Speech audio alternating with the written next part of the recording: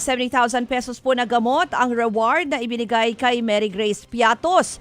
Ang tanong ni Senator Judge Risa Hontiveros, may sakit ba si Mary Grace Piatos? At kung meron siyang sakit, bakit kailangan pang sa confidential funds kunin ang gamot niya? Habang si Senator Judge Amy Marcos naman ipinuntong hindi si VP Sara ang accountable officer at nakipagtalo pa sa auditor na testigo po ng prosekusyon. Narito ang report ni Mean Los Baños.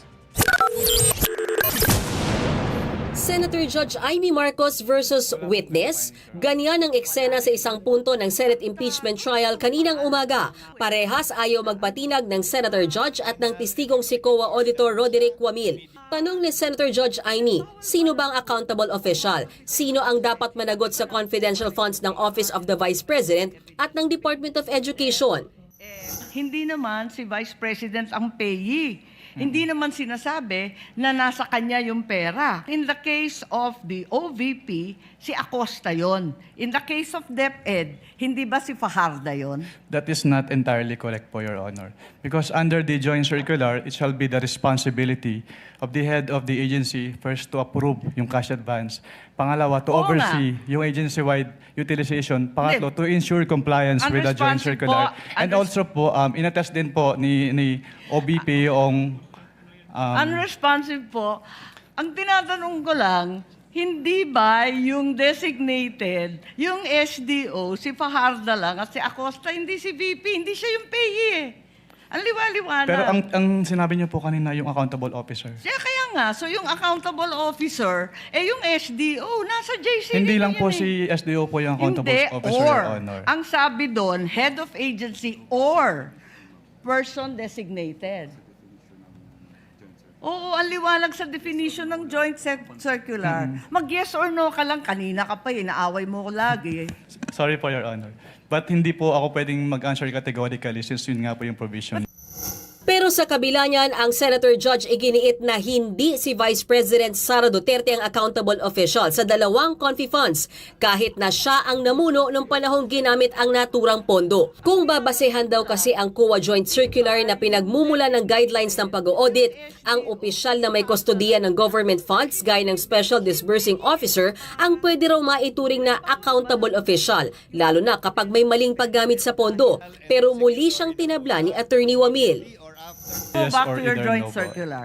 Yo po. Kapag sinabi po kasing Doon categorical, sa it's either yes definition, po. ang or- liwa-liwanag, SDO kapag na-designate ng head of office, di ba?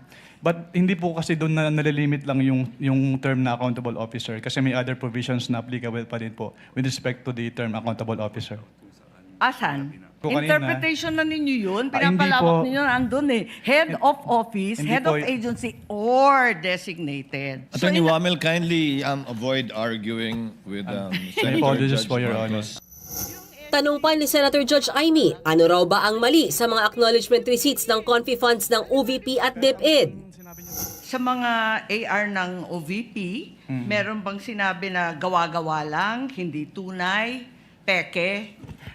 Dahil hindi po yan yung focus ng audit namin, wala po may basis para magkaroon ng findings po doon sa mga sinasabi niyo. So ang sagot, no. Walang sinasabi na fictitious yung AR. At doon sa AOM, pati sa suspension, gano'n na rin sa ND, sinabi ba ng COA na yung AR and documentary evidence of payments, yung DEP, peke, falsipikado, huwad? Since hindi po yan yung focus ng audit po namin, wala po kaming findings. Si Senator Judge Kiko Pangilinan naman, sumentro ang tanong sa mga nasabing acknowledgement receipts. Kung sinabit po sana sa amin yung official receipt po or sales invoice, masasabi po sana namin. Pero since AR lang po sinubmit, hindi po namin masasabi. Masasabi mo ba dun sa liquidation report nila na yung 122 million worth of medicines talagang medicines ang binili? Hindi po, Your Honor. First time daw in 10 years na puro acknowledgement receipt ang natanggap ng COA na wala man lang official receipt o resibo. Umabot pa nga raw yan ng higit 800 noong December 21 hanggang 31, 2022. Kaya hindi raw nila masabi kung saan talaga ginastos ang milyon-milyong confi funds. Si Senator Judge Risa Hontiveros naman, binalikan ang tungkol sa mga biniling gamot ng OVP at DepEd bilang pabuya raw sa mga informant. Palaisipan, kung may sakit talaga yung tao, naimbestigahan niyo po ba sa ICFAO kung bakit kailangang magbigay muna ng intelligence information bago siya bigyan ng gamot? Natanong niyo ba kung ang gamot na yan ay para saan? Hika ba? Alta presyon ba? Diabetes ba? Hindi po. Si Mary Grace Piatos ay nakatanggap ng 70,000 pesos worth ng gamot bilang pabuya. Ano po ba yung sakit niya? Hindi ko po malalaman since wala naman po dun sa document po na sinamit. Si Senator Judge Robin Padilla naman muling nag-example gamit ang Bangsamoro Autonomous Region and Muslim Mindanao o BARM sa testigo. Kayo po ba ay nakarating na sa BARM? Yes po, Your Honor. Nakaikot na po kayo sa mga bundok. Saan po, Your Honor? Mga bundok. Yes po, Your Honor. Nakita niyo na po ba ang pangangailangan ng mga tao sa malayong lugar, katulad ng gamot, katulad po ng pagkain?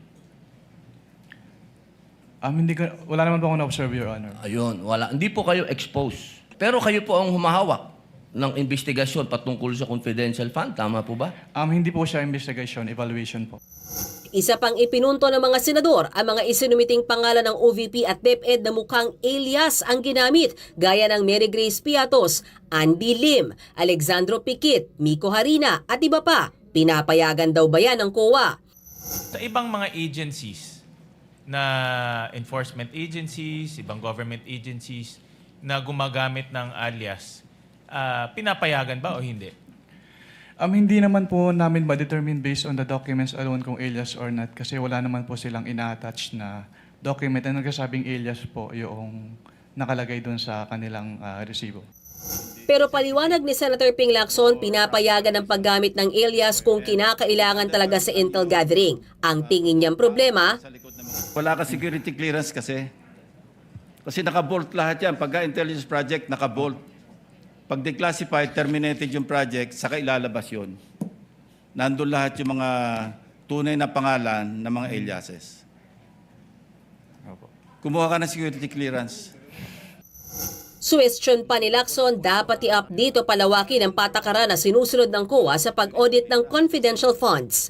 Nagbabalita mula sa Frontline, Mean Los Baños, News 5. Mga kapatid, patuloy po kayong tumutok sa 105.9 True FM para sa totoong balita, impormasyon, music, and entertainment. Mag-subscribe sa aming YouTube channel at podcasts. At sundan nyo rin po kami sa Facebook, Instagram, X, TikTok sa True Network PH. Bisitahin din po ang aming website truefm.ph at panoorin kami sa True TV Signal Channel 19. Kami po ang 105.9 True FM. Laging true sa'yo, kapatid. Ito tayo sa totoo, tunay at tapat.